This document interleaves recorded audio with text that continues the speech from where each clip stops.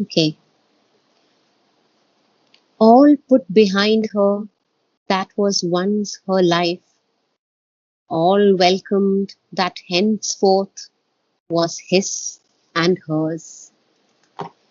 She adored with Satyavan in the wild woods.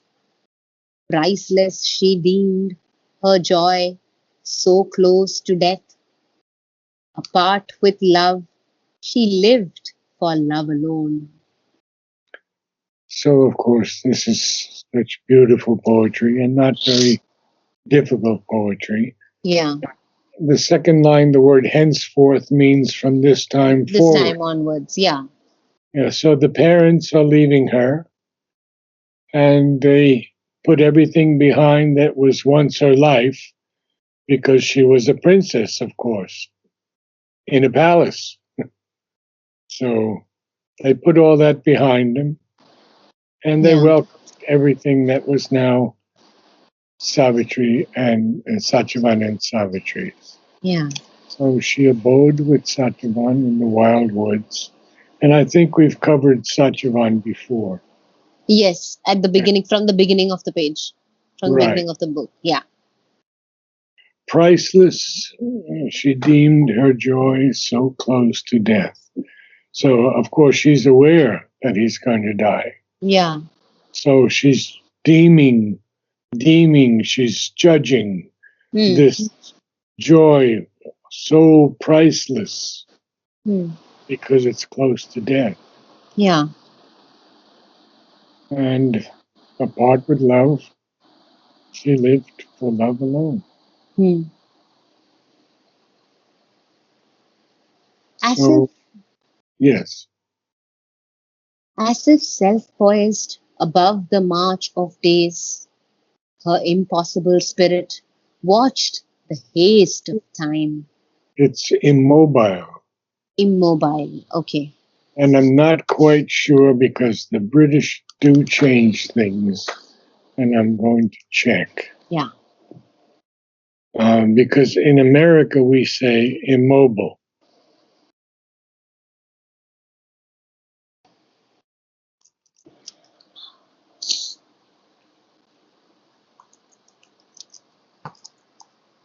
Okay, so what do we have now? We have um, Macmillan. I was hoping to get. All right, let's see what we have. Macmillan will give us English. Uh, immobile. Immobile. Immobile. Okay, Yeah, but I do think that's still possibly. American. I just want to be absolutely sure, and I want to go British. Uh, here's Cambridge. Good, got it. Immobile. Immobile. Okay, It is immobile. I had a okay. feeling it was correct, that you were correct. Good. So it's immobile. As if self-poised above the march of days, her immobile spirit watched the haste of time, a statue of passion and invincible force, an absolutism of sweet, imperious will, a tranquillity and a violence of the gods, indomitable and immutable. Had to work on the V again of violence. V, Violence, okay, I v, missed it, huh? Okay. v, v. And you put your upper teeth gently against your lower lip. Yeah. You can hear the sound? Yes. Yeah. Good. And I have to be more watchful now because in French they definitely have a lot. So, Yes, exactly. Exactly. And we've done time love. before. Yes, we have. So we're going to go now to self poised. Well, we know what that is when one is in command of oneself. Yeah. So, as if. So now Sri Aurobindo says, as if that famous beginning again, Mm. as if she were self-poised above this march of days. Her immobile spirit watched the haste of time. Now, the immobile spirit is a stationary spirit, not Mm. it's motionless. Mm. So it's her spirit that is watching the haste of time, but not exactly her, Mm. because he says as if she were. Mm. And then he says she's like a statue of passion and invincible force. Mm. Because she is still Savitri, she is still a realized soul. A, she is a realized soul. Mm. And therefore, there is that feeling of that she's a statue of passion and invincible force, Mm. unconquerable force, incapable of being overcome. Mm. An absolutism. An absolutism is an absolute standard Yeah. or principle. Yeah. A sweet imperious, imperious here is regal Okay. or majestic. Okay. Yeah. A tranquility and a violence of the gods. Mm. So there is that dual aspect again that we see. Her, Yes. yeah, what does he say?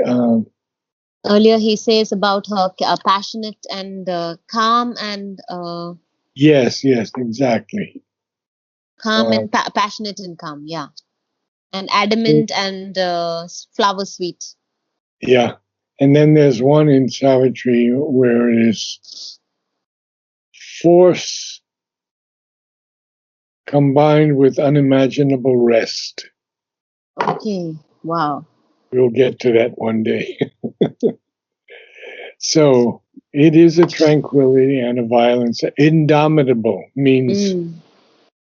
incapable of being overcome, incapable Okay. of being subdued or vanquished, Like it cannot be dominated.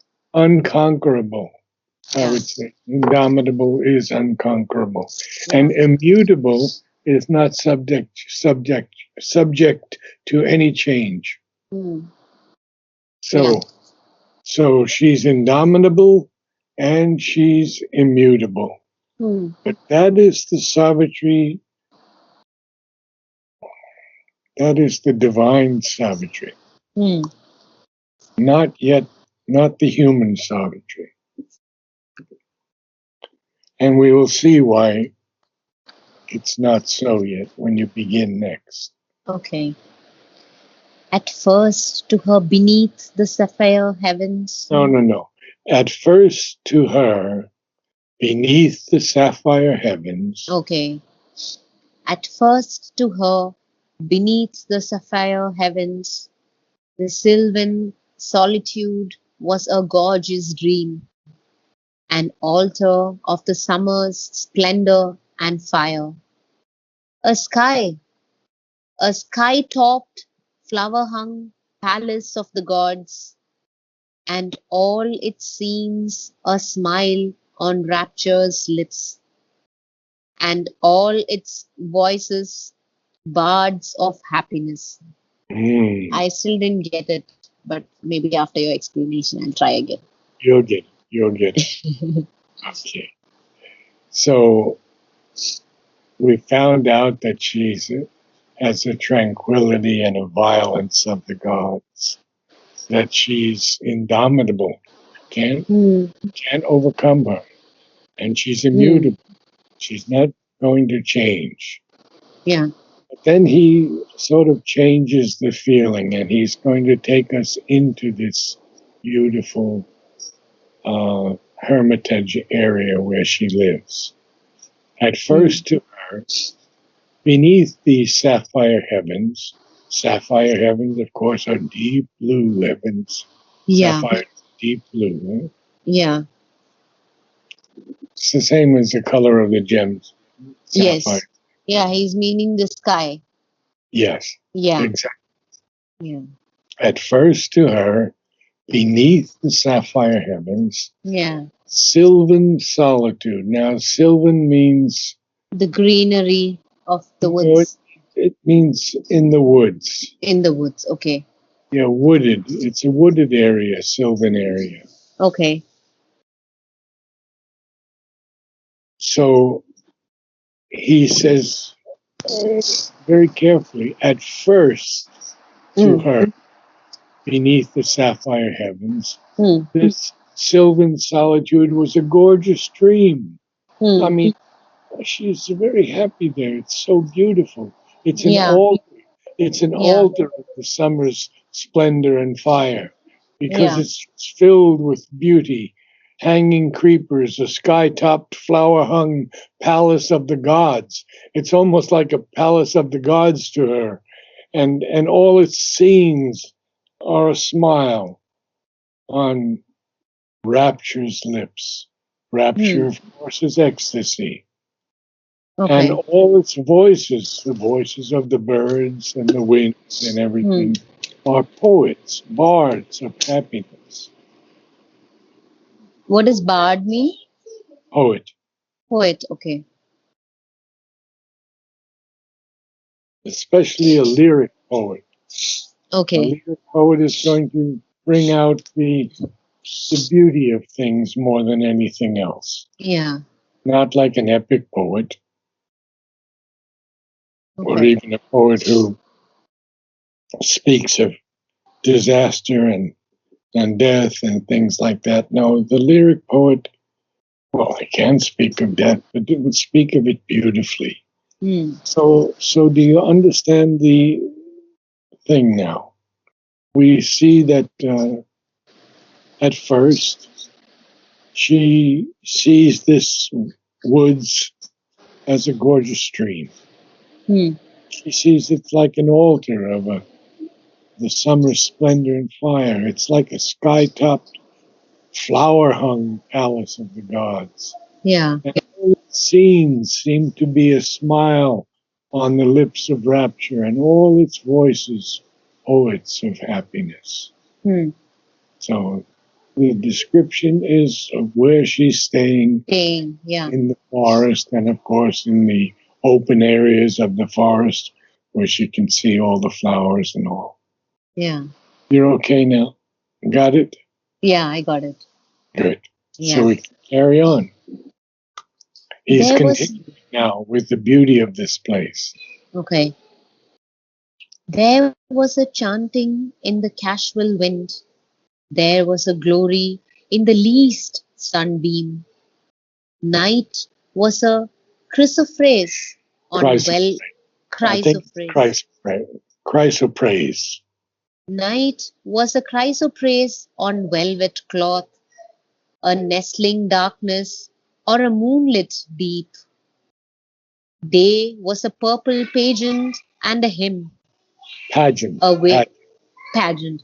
Day was a purple pageant and a hymn, a wave of laughter, a wave of laughter, a wave of the laughter of light from morn to eve. Yeah, you still have to work on your V's. Okay. Yeah, Wave. Where did I miss it? Wave. and velvet. Velvet. Okay. Yeah. So you get velvet very well. It's maybe a different combination of the V. Mm. Voices, you've got voices, Mm. Voices. a little strong. Voices. Voice. Voices. Yeah. Voices. Okay. So we see that now there's, she feels like a chanting, a hymn in the casual wind, it's chanting. Even the least sunbeam, there's a glory in it. And night was a chrysoprase. A chrysoprase is it's a variety of silica, um, like a semi-precious quartz, and it has an apple green color, and it shines in the dark. So night was a chrysoprase on velvet cloth. What an incredible line. Just think about this for a moment.